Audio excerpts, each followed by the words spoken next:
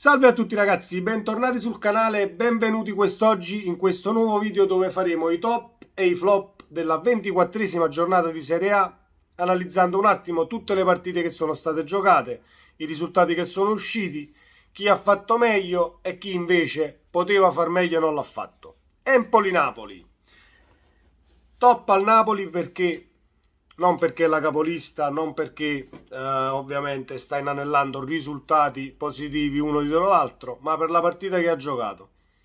Non era semplice andare a Empoli, fare la partita anche per tutti i trascorsi passati.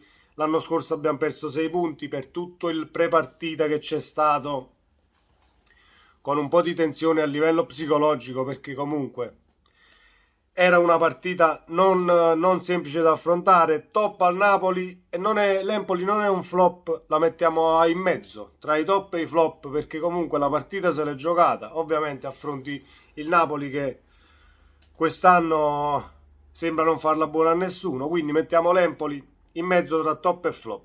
Lecce-Sassuolo. Flop il Sassuolo, anche se ha vinto 1-0, e top il Lecce, perché il Lecce ha fatto una grandissima partita. La potremmo mettere tra i flop per tutti i gol che si è mangiato davanti alla porta, però se guardiamo il calcio giocato, il Lecce ha fatto una grandissima partita, a differenza del Sassuolo che ha trovato l'imbucata e poi ha lasciato comunque il dominio del match al Lecce. Quindi top il Lecce, flop il Sassuolo, pur avendo vinto. Bologna-Inter. Bologna-Inter, top il Bologna e flop all'Inter. Non solo perché il Bologna ha vinto la partita, ma perché la gestione dell'Inter, soprattutto di Inzaghi, che sembra aver paura dei cartellini gialli e fa le sostituzioni già da inizio anno, fa le sostituzioni praticamente, viene ammonito e ti caccia fuori. Quindi psicologicamente un calciatore non solo quando prende l'ammonizione, ma quando entra in campo già sa che comunque deve stare attento a non beccare un giallo perché viene sostituito. Quindi mettiamo il Bologna tra i top e l'Inter, ma più che l'Inter, Inzaghi tra i flop. Salernitana-Monza, ovviamente 3-0 per la Salernitana. Il cambio allenatore ha dato i suoi frutti alla seconda uscita. Ci sono volute 2 settimane e la Salernitana sembra aver trovato la trama di gioco. Poi vedremo nella prossima partita se è così o se è stato solo un fuoco di paglia questo match con il Monza. Però top la Salernitana, flop il Monza, e io sulla schedina avevo puntato sul Monza per la partita che aveva fatto poi prima di questa giornata 24, e invece ha perso 3-0. Quindi Salernitana top, Monza flop. Udinese e Spezia li mettiamo in mezzo tutte e due, né top né flop. Io credevo che l'Udinese potesse vincere con lo Spezia, invece si è fatta comunque raggiungere, ed è uno Spezia che non muore mai, soprattutto nelle sfide da metà classifica in giù e gli scontri diretti. È una squadra veramente rognosa da affrontare, quindi la mettiamo in mezzo tra top e flop sia l'Udinese che lo Spezia. Milan-Atalanta, top il Milan, floppissimo l'Atalanta, ma non per forse nemmeno per demeriti della squadra di Gasperini stessa, ma per un Milan che ha fatto una partita stratosferica, annientando ed annullando qualsiasi controffensiva dell'avversario e vincendo la partita. Quindi Milan top, Atalanta super flop. Verona-Fiorentina, floppissimo del Verona, 3-0, ha perso 3-0 in casa con la Fiorentina ha fatto una grandissima partita, anche se il Verona qualche occasione l'ha avuta, qualche occasione l'ha creata, però troppa Fiorentina per questo Verona. Quindi Fiorentina top, Verona flop purtroppo.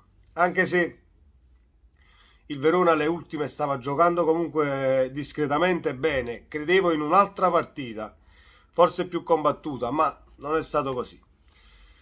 Lazio-Sampdoria, flop la Samp, e Lazio la mettiamo, non la posso mettere tra i top, la metto in mezzo tra top e flop perché troppi alti e bassi la squadra di Sarri. Non mi è piaciuta tantissimo la partita che ho visto, quindi non posso metterla tra i top di questa giornata e la mettiamo in mezzo. In mezzo la Lazio, flop la Sampdoria che non riesce proprio a far niente, non gli riesce niente bene. Io credevo che Stankovic era il traghettatore giusto per poter risalire dalla zona retrocessione, ma non è stato così, almeno finora. Comunque credo sia già tardi poi per risalire. Cremonese-Roma, Cremonese-Roma giocata ieri, top la Cremonese, e la Roma non la metto nel flop perché comunque la partita se l'è giocata, a livello di possesso palla comunque il possesso palla era della Roma, però hai perso la partita 2-1 con Mourinho, le solite polemiche, bla bla bla.